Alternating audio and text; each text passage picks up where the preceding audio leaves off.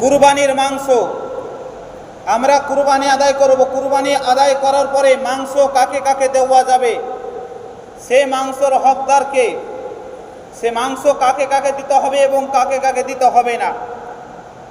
মাংস সর্বপ্রথম যে জন্তুটা, যে জানোয়ারকে আপনি জবাই করলেন, কুরবানি করলেন আল্লাহর রাস্তায়,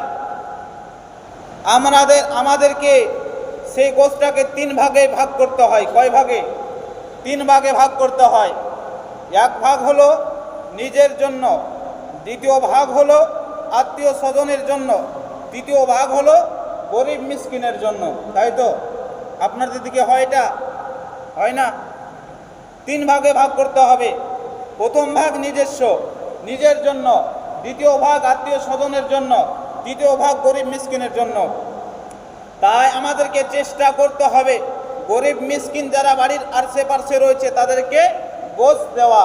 যারা কুরবানি দিতে পারেনি তারা কিন্তু চেয়ে রয়েছে যে আমার ভাইজান কুরবানি করছে, হয়তো আমাকে এক টুকরো গোশত দিবে। তাই সকলেই চেষ্টা করবেন, দরকার হয় আপনি পরে খাবেন, আপনার যে গরিব ভাই রয়েছে, আপনার বাড়ির পাশে যে গরিব মানুষ রয়েছে তাকে সর্বপ্রথম গোশত দেওয়া। কেননা সে ব্যক্তি চেয়ে রয়েছে, তার হয়তো সামর্থ্য নেই, আপনি হয়তো 1 ঘন্টা পর খেতে পারবেন, সে ব্যক্তি হয়তো আপনার ওপরেই চেয়ে রয়েছে, তাকে কিন্তু আর অন্য কেউ গোশত নাও দিতে পারে।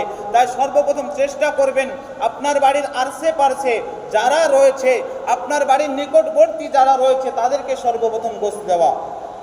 এবার কোনো গায়ের মুসলিমকে কুরবানির গোশত দেওয়া যাবে কি যাবে না? কোনো গায়ের মুসলিমকে কুরবানির গোশত দেওয়া যাবে না।